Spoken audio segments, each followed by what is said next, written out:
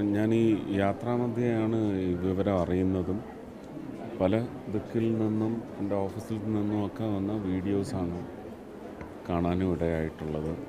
വളരെ ദുഃഖത്തിലാഴ്ത്തുന്ന ഒരു സംഭവമാണ്. നാടിൻ്റെയും രാജ്യത്തിൻ്റെയൊക്കെ വികസനത്തിന് വേണ്ടി വളരെ ആത്മാർത്ഥമായി പണിയെടുക്കുന്ന ഒരു വിഭാഗം ഇങ്ങനെയുള്ള അപകടങ്ങളുണ്ടാകുമ്പോൾ നമുക്ക് വേണ്ടിയാണല്ലോ എന്ന് ഓർക്കുമ്പം ആ വേദന കൂടും. ഞാൻ ഈ കിട്ടിയ മെറ്റീരിയലെല്ലാം പ്രധാനമന്ത്രിയുടെ റെസിഡൻസിലേക്ക് അയച്ചിട്ടുണ്ട്. അദ്ദേഹം ഭാരതത്തിന് പുറത്തായതുകൊണ്ടും അദ്ദേഹത്തെ അത് ഇപ്പോൾ അറിയിച്ച് കാണും. അദ്ദേഹം റെസ്പോണ്ട് ചെയ്യും. ഏതായാലും നമുക്കിപ്പം അവരുടെയൊക്കെ കുടുംബങ്ങൾക്ക് വേണ്ടി പ്രാർത്ഥിക്കാൻ മാത്രമേ സാധിക്കൂ. 3 പേരാണ് കൂടുതലുണ്ടാവാതിരിക്കട്ടെ. 9 പേര് ആശുപത്രിയിലാണെന്ന് കളക്ടറുടെ ഓഫീസിൽ നിന്ന് അറിയിച്ചു.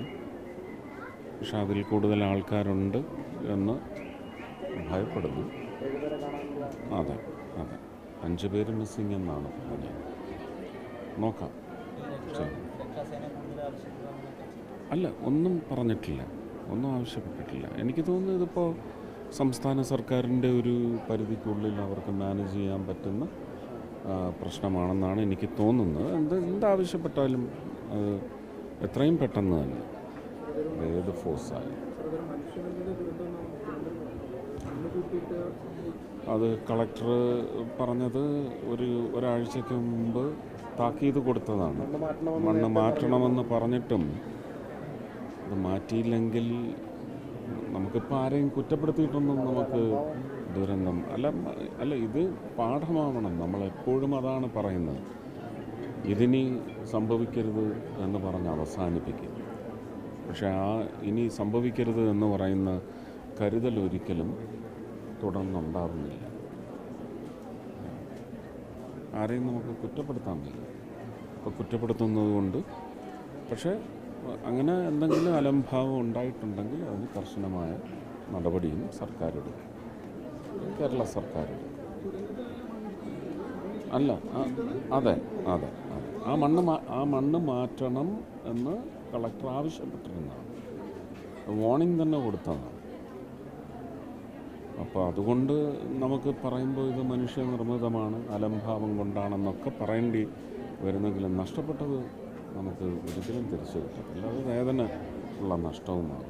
അതുകൊണ്ടാണ് ഞാൻ പറഞ്ഞത് രാജ്യത്തിൻ്റെ വികസനത്തിന് വേണ്ടിയാണ്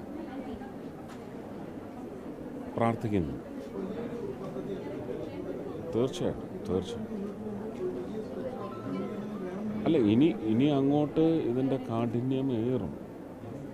ഇതിൻ്റെ ഒരു വർക്ക് സ്പോട്ടിലുണ്ടാവാവുന്ന ഓരോ ഘട്ടത്തിലും ഉണ്ടാവാവുന്ന അപകടങ്ങളെ സംബന്ധിച്ച് ഒരു മുൻകരുതലും ഒക്കെ ഉണ്ടാവും.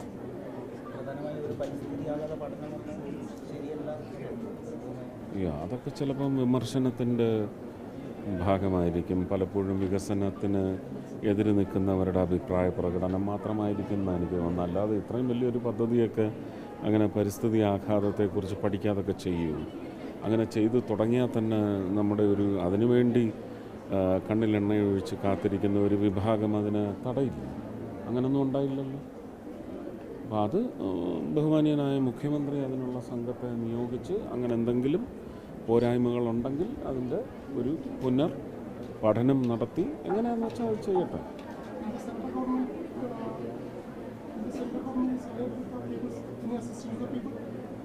Anything they ask for, anything. I think now it is perfectly under the control of the state government. If they need more forces, expertise, then they will definitely ask for it. And it is always there, assured.